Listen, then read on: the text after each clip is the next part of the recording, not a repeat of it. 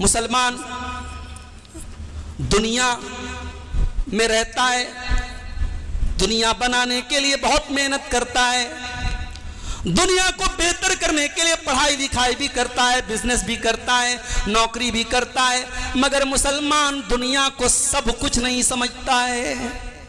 دنیا سب کچھ نہیں ہے۔ دنیا کے اندر رہ کر کے ہمیں آخرت کی تیاری کرنا ہے، مرنے کے بعد کی زندگی کی تیاری کرنا ہے۔ اسلام یہ کانسیپٹ بھی نہیں دیتا کہ آپ بیوی بچوں کو چھوڑ کر کے، بال بچوں کو چھوڑ کر کے پہاڑوں کی گفاؤں میں چلے جاؤ اور وہاں جا کے اللہ اللہ کرو۔ یہ اسلام کا کانسیپٹ نہیں ہے۔ ہمارے نبی نے شادیاں بھی کی، ہمارے نبی 4 بیٹیوں کے باپ بھی تھے، ہمارے نبی 3 بیٹوں کے باپ بھی تھے۔ آپ کے سارے بیٹے بچپن میں انتقال کر گئے، آپ نے بیویوں کا حق بھی ادا کیا، آپ نے اولاد کا حق بھی ادا کیا، 4 بیٹیوں کی آپ نے شادی بھی کی ہے، یہ سارے کام آپ نے کیے، اور آپ اللہ کے آخری نبی بھی تھے۔ آپ نے اسلام کا پرچار پرسار بھی کیا، آپ نے اسلام کی تبلیغ بھی کی ہے۔ میرے پیارے ساتھیوں، اسلام دنیا سے بھاگنے کا نام نہیں ہے، اسلام دنیا کو چھوڑنے کا نام نہیں ہے، اسلام دنیا کے ذریعے آخرت کو بنانے کا نام ہے۔ سب سے بہترین دعا جو قرآن میں ہمیں سکھائی گئی، حج کرنے انسان جاتا ہے، عمرہ کرنے جاتا ہے، طواف کے دوران بھی یہ دعا پڑھتا ہے۔ کون سی دعا ہے؟ یاد ہے آپ کو؟ ربنا آتنا فی الدنیا حسنہ وفی الآخرۃ حسنہ وقنا عذاب النار۔ پروردگار ہمیں دنیا میں بھلائی عطا فرما اور آخرت میں بھی بھلائی عطا فرما اور جہنم کی آگ سے ہماری حفاظت فرما۔ یہ دعا سکھائی اسلام نے ہمیں۔ تو ہمیں دنیا بھی کمانا ہے۔ آج افسوس تو اسی بات کا ہے، ہمارا نوجوان نہ دین کا ہے نہ دنیا کا ہے، دیندار بھی نہیں ہے، دین میں بھی پیچھے، دنیا میں بھی پیچھے۔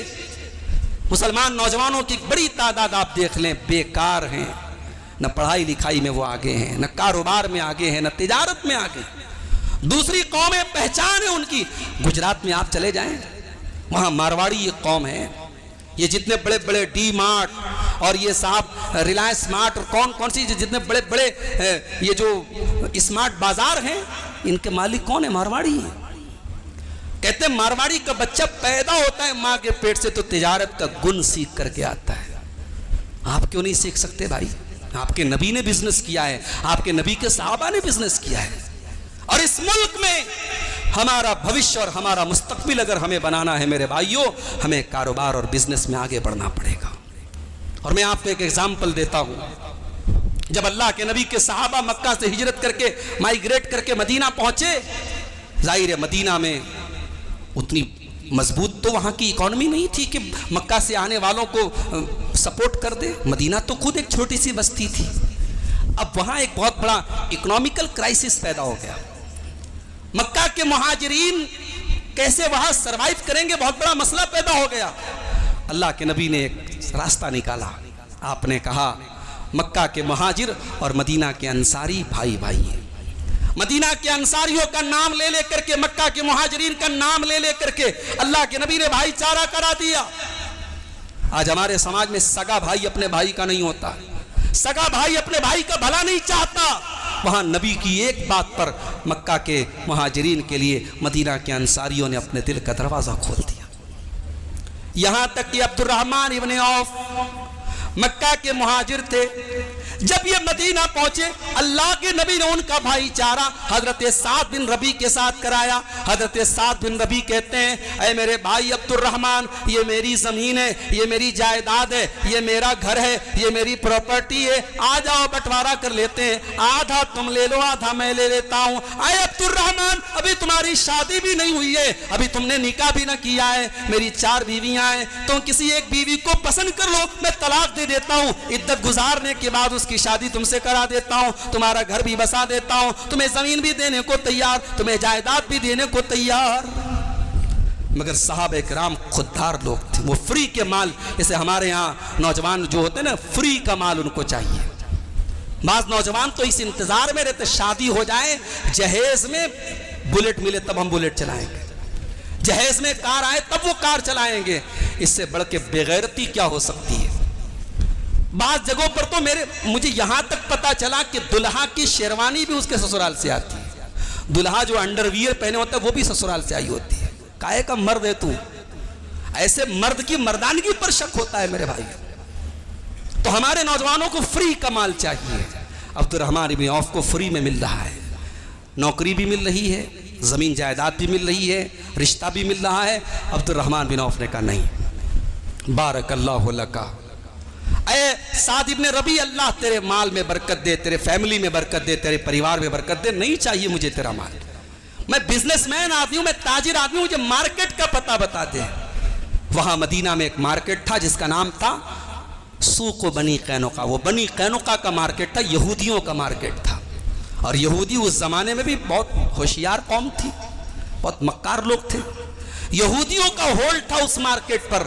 اس مارکیٹ میں جا کر کے عبد الرحمن بن عوف نے پنیر کا اور گھی کا کاروبار شروع کیا، اور کچھ ہی دن میں اتنا پیسہ کما لیا کہ نکاح کیا، شادی کیا، اور بیوی کو سونے کی ڈلی دی انہوں نے مہر کے طور پہ۔ تو میرے بھائیو، ہمارا نوجوان آج دین سے بھی پیچھے، دنیا سے بھی پیچھے۔ یہ دنیا کمانا چاہتا ہے، کیسے؟ حرام طریقے سے۔ یہ ڈریم 11 کے ذریعے پیسہ کمانا چاہتا ہے، یہ سود اور بیاج کے ذریعے پیسہ کمانا چاہتا ہے۔ ابھی مولانا عمران صاحب تقریر میں کہہ رہے تھے، ہمارے بہت سارے نوجوان آج سود کی لعنت میں گرفتار ہیں۔ سماج میں کوئی زنا کر دے اپنی ماں کے ساتھ، ہمارا خون کھول جائے گا، ارے اتنا بڑا گناہ کر دیا اس نے۔ کوئی اپنی بہن کو چھیڑ دے، ہم کہیں گے کتنا گھٹیا انسان ہے، کتنا کمینہ انسان ہے۔ اللہ کی قسم، اپنی سگی ماں کے ساتھ بدکاری کرنا، اپنی سگی بہن کو چھیڑنا، اس سے بڑا گناہ ہے سود کھانا، اور آج ایک بڑی تعداد میں مسلمان سود کھا رہا ہے۔ یہ کتنا بڑا گناہ ہے سود کھانا۔ قرآن کہتا فَإِن لَّمْ تَفْعَلُوا فَأْذَنُوا بِحَرْبٍ مِّنَ اللَّهِ وَرَسُولِهِ۔ اے مسلمانوں، اگر تم نے سود کھانا نہ چھوڑا، تم نے بیاج کھانا نہ چھوڑا، تو تم اللہ سے اور اس کے رسول سے جنگ کرنے کے لیے تیار ہو جاؤ۔ کون ہے جو اللہ سے جنگ کرے؟ کون ہے جو رسول سے جنگ کرے؟ یہ سود اور بیاج کے ذریعے پیسہ کمانا چاہتا ہے۔ اگر کما بھی لے گا، بلڈنگ کھڑی کر دے گا، کروڑ پتی بن جائے گا۔ قرآن کیا کہتا ہے؟ یمحق اللہ الربا ویربی الصدقات، اللہ سود کو مٹاتا ہے اور اللہ صدقہ خیرات کو بڑھاتا ہے۔ وہ بلڈنگ ایک دن گر جائے گی، وہ پیسہ ایک دن تباہ ہو جائے گا، وہ مال ایک دن برباد ہو جائے گا، گھر کی برکت کو ختم کر دے گا، گھر میں منحوسیت آ جائے گی، گھر کی برکت چلی جائے گی۔ حرام پیسہ گھر میں آئے گا، گھر کی برکت چلی جائے گی، رشتوں کی محبت چلی جائے گی میرے بھائی۔ اس لیے مال کماؤ، حلال طریقے سے کماؤ۔ ارے حرام تو لیمیٹڈ ہے، یہ مت کرو، یہ مت کرو، یہ مت کرو، یہ مت کرو، حرام لیمیٹڈ ہے، حلال تو ان لیمیٹڈ ہے۔ حلال طریقے سے پیسہ کمانے کے ہزاروں راستے۔ بزنس کرو، مال کماؤ۔ مال کمانا اسلام میں ضروری ہے۔ اسلام میں 5 ارکان ہیں: توحید، نماز، زکوٰۃ، روزہ، حج۔ حج کون کرے گا؟ جس کے پاس پیسہ ہو۔ آج کل میاں بیوی حج کرنے جانا ہے، 10 لاکھ روپیہ چاہیے، بغیر پیسے کے کیسے حج کریں گے آپ؟ زکوٰۃ دینا ہے، پیسہ چاہیے۔ روزہ رکھنا ہے، بظاہر روزہ رکھنے میں پیسہ نہیں چاہیے، مگر آپ پیسے والے ہیں، 10 لوگوں کو افطار کرا دیجئے۔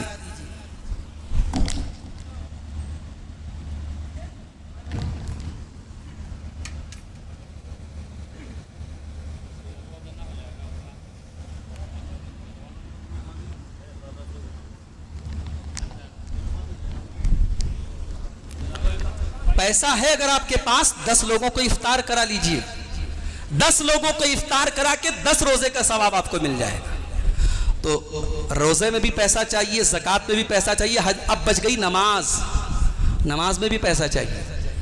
بھائی نماز آپ کیسے پڑھیں گے؟ اکیلے تو نہیں پڑھیں گے، نماز جماعت سے پڑھیں گے۔ کہاں پڑھیں گے؟ مسجد میں پڑھیں گے۔ اور کھریاواں والے تو مشہور ہے، ابھی ایک صاحب نے بتایا کہ کھریاواں کا آدمی پورے ہندوستان میں جہاں بھی گیا ہے وہ مسجد ضرور بنوایا ہے، یہ خاص بات ہے۔ تو مسجد کیسے بنے گی؟ پیسے سے بنے گی۔ تو پیسہ کمانا، یہ بعض لوگوں نے سمجھا کہ صاحب اسلام میں مال بڑی خراب چیز ہے۔ نہیں بھائی، مال بہت اچھی چیز ہے۔ اسلام مال کمانے کی تعلیم دیتا ہے، اسلام بھیک مانگنے کی تعلیم نہیں دیتا۔ اسلام کسی کا محتاج بننے کی تعلیم نہیں دیتا۔ اسلام کہتا ہے اتنے اسٹرانگ بنو، اتنے مضبوط بنو، دوسروں کی مدد کرو۔ اسلام مصلی پر بیٹھ کر کے اللہ اللہ کیجیے اور آسمان سے من و سلوہ اترے گا، یہ اسلام کا کانسیپٹ نہیں ہے۔ اسلام کا کانسیپٹ کیا ہے؟ فَإِذَا قُضِيَتِ الصَّلَاةُ فَانْتَشِرُوا فِي الْأَرْضِ، جمعہ کا دن ہے، جمعہ کی نماز آپ نے پڑھ لی، نماز ختم ہو گئی، اللہ فرماتا ہے فَانْتَشِرُوا فِي الْأَرْضِ، زمین کے اندر پھیل جاؤ، وَابْتَغُوا مِنْ فَضْلِ اللَّهِ، اور اللہ کے فضل کو تلاش کرو، اللہ کی روزی روٹی کو تلاش کرو۔ تو پیسہ کماؤ میرے بھائیوں، لیکن پیسے کو سب کچھ مت سمجھو۔ پیسہ کما کر کے اتیاچار مت کرو لوگوں پر، پیسہ کما کر کے اہنکار مت کرو، وَلَا تَبْغِ الْفَسَادَ فِي الْأَرْضِ، پیسہ کما کر کے فساد مت مچاؤ۔ فور ویلر خرید لی، سڑک پہ لے کے نکلا، کسی غریب کو کچل دیا، یہ اسلام کی تعلیم نہیں ہے۔ پیسہ کما لیا، اچھا کپڑا پہن کے نکلا، کسی غریب کو حقارت کی نظر سے دیکھا، یہ اسلام کی تعلیم نہیں ہے۔ اسلام کہتا پیسہ کماؤ، اپنی ذات پر خرچ کرو، اپنے بچوں پر خرچ کرو، اپنے پڑوسیوں پر خرچ کرو، اپنے رشتہ داروں پر خرچ کرو، اپنی ذات کا حق ادا کرو، سماج میں لوگوں کی مدد کرو، پیسے کے ذریعے فساد مت کرو۔ اللہ کے نبی صلی اللہ علیہ وسلم کو ڈر تھا اس بات کا کہ میری امت کے اندر پیسہ کمانے کی ہوڑ نہ لگ جائے اور پیسہ کمانے کے لیے لوگ برباد نہ ہو جائیں۔ ایک مرتبہ اللہ کے نبی کے پاس مال آیا، حضرت ابو عبیدہ ابن جراح مال لے کر کے آئے بحرین سے، فجر کی نماز کا ٹائم تھا، صحابہ کو مال کی ضرورت تھی، گھروں میں پیسہ نہیں تھا، اناج کے دانے نہیں تھے، سلام پھیرا اللہ کے نبی نے، صحابہ سامنے آ گئے، صحابہ اللہ کے نبی سے مال مانگنا چاہتے تھے، مال لینا چاہتے تھے، آپ نے فرمایا اے میرے صحابہ ابشروا واملوا، تمہیں مال ملنے والا ہے، تمہیں پیسہ ملنے والا ہے، مبارک ہو، مگر کان کھول کر کے سن لو، مل فقر اخشى علیکم، مجھے اس بات کا ڈر نہیں ہے کہ تم میرے بعد فقیر ہو جاؤ گے، تم میرے بعد غریب ہو جاؤ گے، مجھے تمہارے غریب ہونے کا ڈر نہیں ہے، ولکن اخشى علیکم ان تبسط علیکم الدنیا، مجھے ڈر ہے اس بات کا کہیں دنیا تمہارے لیے پھیلا نہ دی جائے اور دنیا کو حاصل کرنے کے لیے تم ایک دوسرے کو مارنے کاٹنے نہ لگو، تم ایک دوسرے کو لڑنے نہ لگو اور دنیا تم کو ہلاک نہ کر دے۔ آج ہائے دنیا، دنیا کے لیے ایک دوسرے کا لوگ حق مار رہے ہیں میرے بھائی۔ دنیا سے اوپر بھی ایک زندگی ہے میرے بھائی، آخرت کی زندگی ہے۔ یہاں تو 60 سال رہنا ہے، 40 سال رہنا ہے، وہاں تو ہمیشہ رہنا ہے، فار ایور۔ اور جب گرمی کے موسم میں آپ مسجد میں جمعہ کی نماز پڑھ کے گھر سے نکلے نا، گھر کے لیے جب نکلے، گھر کو جب جانے لگے تو سوچو قیامت بھی تو جمعہ کے دن ہوگی، قیامت کا دن بھی جمعہ کا دن ہوگا، اور دوپہر ہونے کے پہلے حساب کتاب ہو جائے گا، اور جنتی جنت کی طرف چلے جائیں گے اور جہنمی جہنم کی طرف چلے جائیں گے۔ جب گرمی کے موسم میں مئی اور جون کے مہینے میں جب آپ اپنی مسجد پر جمعہ کی نماز پڑھ کے اپنے گھروں کو جائیں اور پنکھے کی اور کولر کی اور اے سی کی ہوا میں آرام سے بیٹھیں، تو میرے بھائیوں کبھی اس پر بھی غور کرو کہ اے اللہ کل قیامت کے دن بھی جمعہ کا دن ہوگا، اے اللہ تو ہمیں اس بات کی توفیق دے کہ جمعہ کے دن، قیامت کے دن تو ہمارا حساب و کتاب ایسا لے کہ ہم جنت میں جائیں۔ اس لیے کہ قرآن کہتا ہے اصحاب الجنت یومئذ خیر مستقرا واحسن مقیلا، قیامت کے دن جنتی بہترین ٹھکانے میں جائیں گے اور بڑے آرام سے دوپہر کو سو جائیں گے، دوپہر میں قیلولہ کریں گے۔ تو جس طریقے سے جنتی دوپہر میں آرام سے قیلولہ کریں گے، اگر آج دنیا میں جمعہ کی نماز پڑھ کے آپ اپنے گھر میں قیلولہ کرتے ہیں، آپ اس دن کو یاد کریں میرے بھائیوں اور اس دن کی تیاری کریں میرے عزیزوں۔